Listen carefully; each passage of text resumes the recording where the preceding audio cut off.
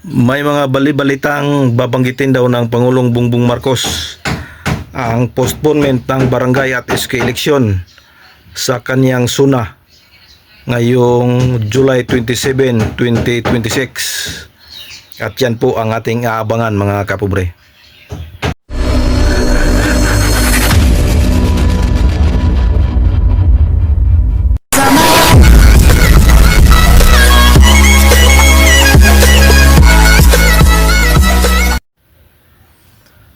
Alright, isang mapagpalang araw sa ating lahat, mga kapobre.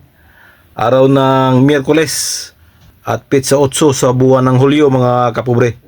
Panibagong araw, panibagong biyaya, panibagong pag-asa, panibagong lakas at panibagong vlog, mga kapobre. Pasensya na po, hindi na po tayo nakapag-update kahapon kasi busy lang po ang inyong Cap John Official. So ngayon, update sa barangay at SK election, mga kapobre.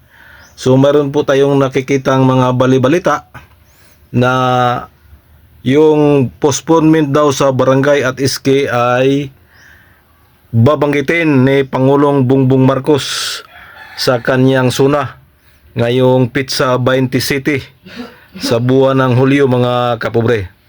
So tingnan natin kung yan po ay babanggitin ni Pangulong Bongbong Marcos, kung ano ang kaniyang masasabi.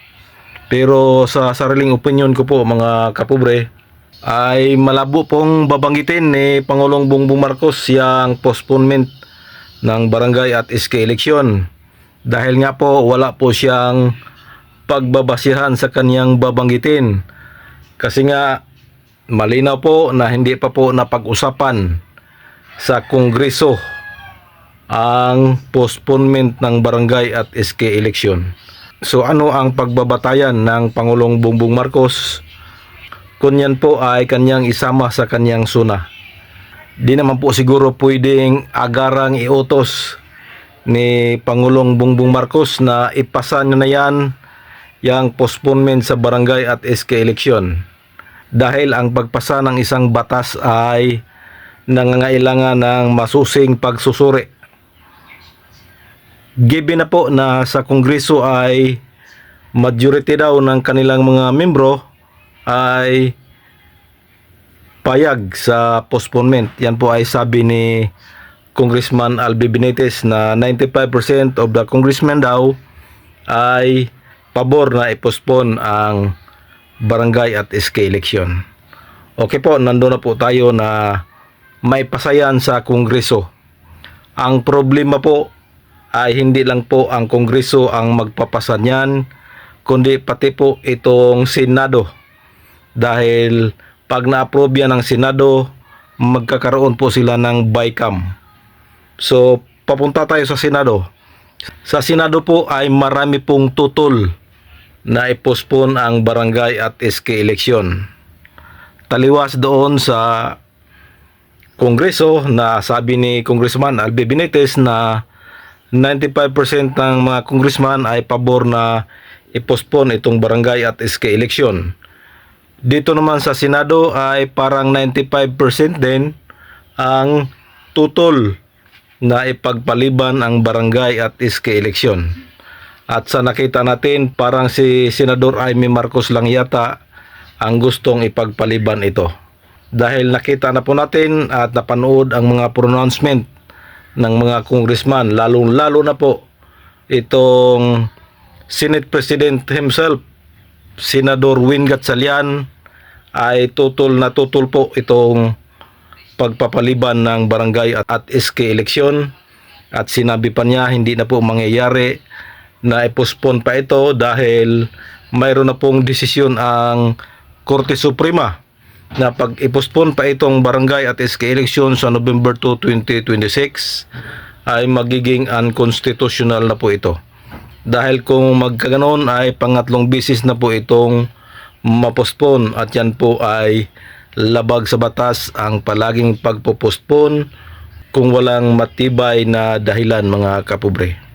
At bukod kay Senador Win Gatchalian, nagpahayag din ng pagtutol si Senador Erwin Tulfo, si Senador GB Ejercito. Sila po ay nagpahayag na ng pagtutol na ipagpaliban pa ang barangay at SK election. So sa ganang akin po mga kapobre, yun pong sinasabi nilang babanggitin daw ng Pangulo ang BSK postponement sa kanyang zona ay imposible po yon. Dahil unang-una wala po siyang batayan para sabihin kung ano ang kanyang saloobin sa postponement dahil hindi pa nga po ito napag-usapan mga kapobre. Pero hindi po natin alisin yung ganong senaryo. Baka nga banggitin ni Pangulong Bongbong Marcos at abangan natin yan sa July 27 sa kanyang State of the Nation Address. So yan po ang ating quick update sa barangay at SK election. So isingit ko lang dito mga kapobre, ang impeachment trial po ni Vice President Sara Duterte ay nag-uumpisa na po mga kapobre. Pangalawang araw na kahapon, so ngayong araw ay pangatlong araw. So nakita natin yung mga prosecution at saka yung defense ay palaban na palaban talaga. Maganda pong panoorin yan mga kapobre. Kahapon po kaya nga hindi tayo nakapag-update dahil nalibang tayo sa panonood ng dito ng impeachment trial ni BP Sara. So mamayang alas 2 mag-umpisa na naman ang day 3. So ipagpatuloy po yung threats na article of impeachment. So kahapon sumalang yung isang NBI. So mamaya tingnan natin kung sino-sino pa ang mga witness na ipresentar ng prosecution. Pero sa tingin ko hindi po padadaig ang defense dahil magaling din ang kanilang mga abogado. Isa na dito yung lead counsel nila na si Attorney Sison na pagagaling na abogado.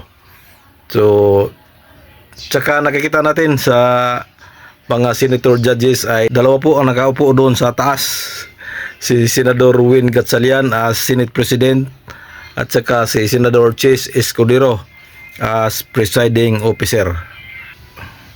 So antabayan na natin yan mga kapobre kung ano pa ang magiging kaganapan. Kaabang-abang yung verdict ng mga senator judge.